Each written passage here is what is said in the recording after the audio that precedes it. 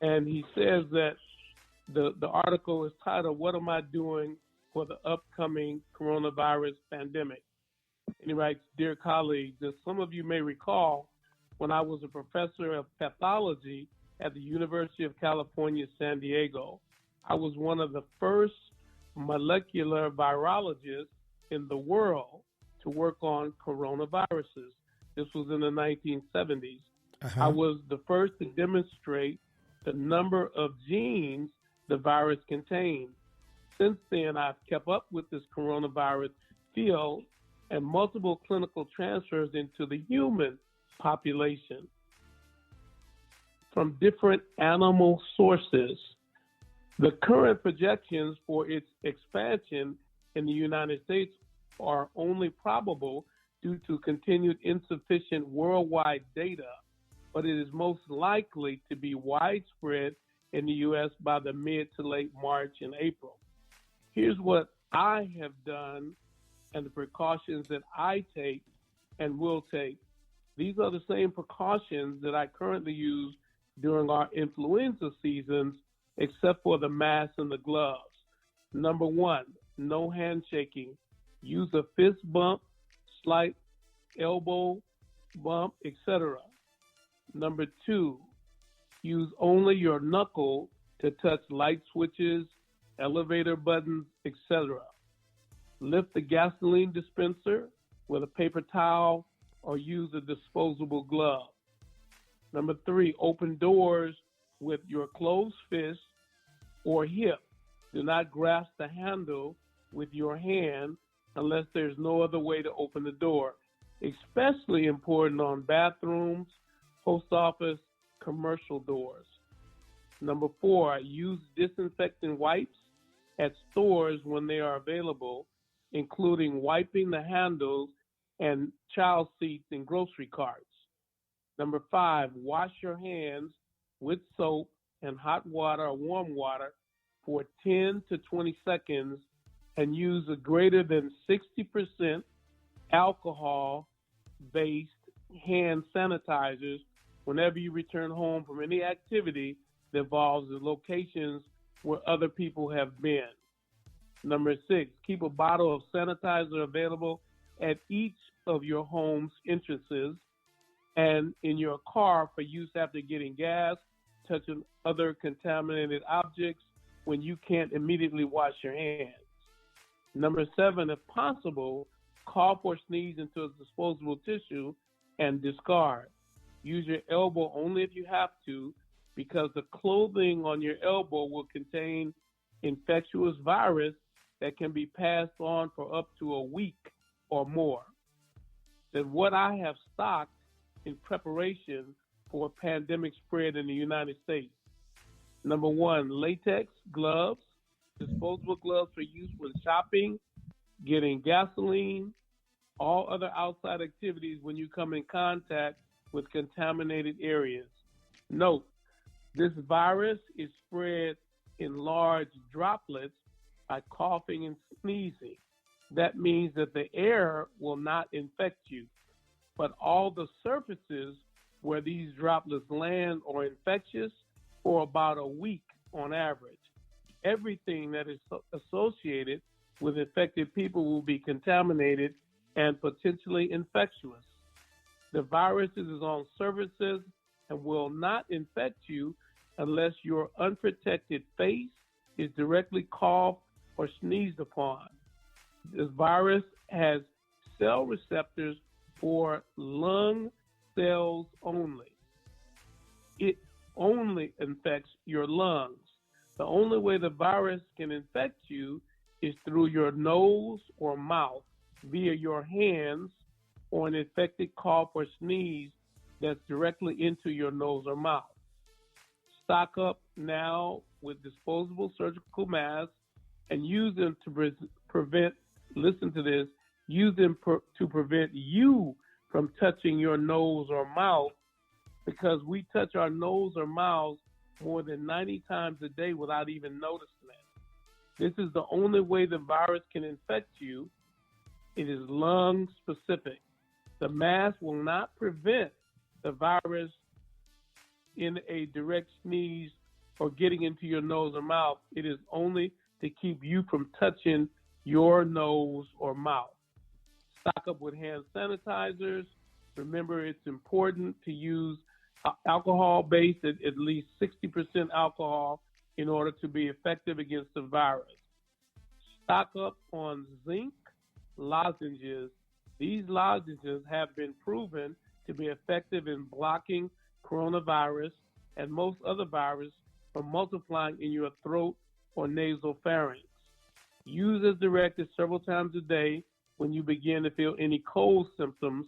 Beginning, lie down and let the lozenge dissolve in the back of your throat and nasal pharynx. Cold-Ease is one brand of these viruses. As many others do, I hope as many others do, that this pandemic will be reasonably contained, but personally, I don't think it will be. Humans have never seen this snake-associated virus before and have no internal defense against it. Tremendous worldwide efforts are being made to understand the molecular and clinical virology of this virus. An unbelievable molecular knowledge about the genomic structure and virulence of this virus has already been achieved, but there will be no drugs or vaccines available this year to protect us from limit the infection of this virus within. Only symptomatic support is available. Wow. Well, he goes on to say he hopes that this information will be helpful, and if you use these precautions, you will hopefully prevent yourself from contacting this virus. Wow. Well, first, thank you for sharing that with us. I mean, certainly those tips, those preventive tips were, I'm sure that's going to be very helpful to our listeners. Just in terms of the biology of this, and I'm going to throw this your way, Dr. Audrey, is when you're talking about transmission. So, for example, in your line of work, can this be transmitted, for example, in the dentist's office? Can people in those situations contract the virus?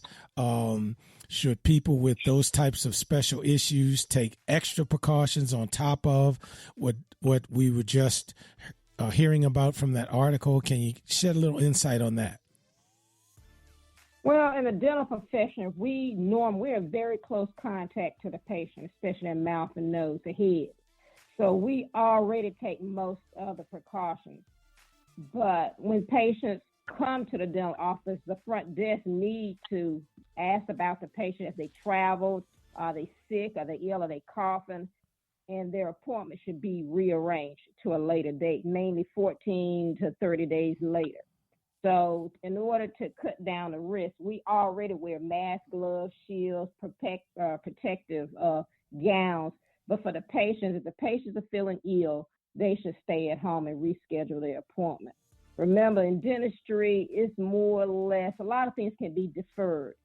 In the medical profession, it's different because if the person is ill, you could automatically see them. Unless it's an emergency in dentistry, like a toothache, and you're in pain, we'll see you right away. But some procedures are elective and can be put off to a later date. Okay. And Dr. Albright, in terms of this coronavirus, and I've heard several folks on the various networks comparing the coronavirus to the flu and saying, every year we have, the Mike Blow flu, the Thin Bad flu, and every year we have a certain amount of people that unfortunately pass away as a result of this strand of flu. This is no different than what we've experienced throughout the years. A couple of people went back to the whole Ebola situation. What are your thoughts on that? Well, those people are generally uninformed. It is similar in that it is another virus. However, as the article stated, humans, and the reason why this virus has been so devastating is it's a different virus, and it's from a snake and he said that humans have not been exposed to this virus. So generally, when you get the flu, your body builds up antibodies to the flu or to flu viruses. This is a virus that has not been in the human genome before. That's why it's so devastating, and it affects the lungs, which means it gives you a serious respiratory infection. And if it's not symptomatically controlled because there's no medicine for it, that's why it's been so devastating. Well, I think Thinbad's going to pick it up because I can see the look on his face, and he's got questions I know that are just bursting. No, sir, no.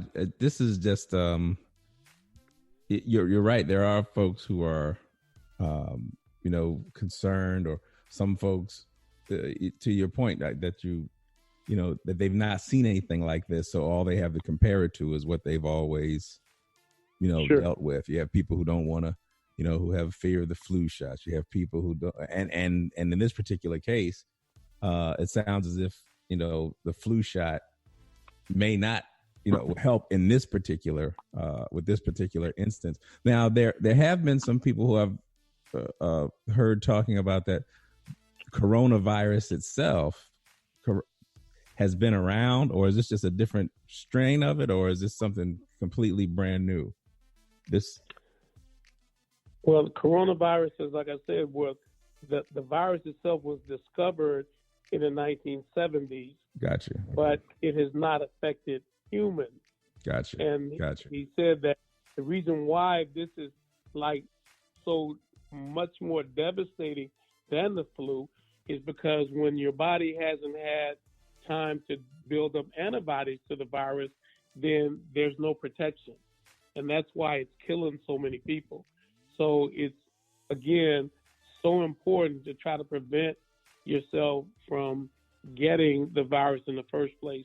And if we take precautions and do that, then I think it'll do much more than any other form of treatment right now.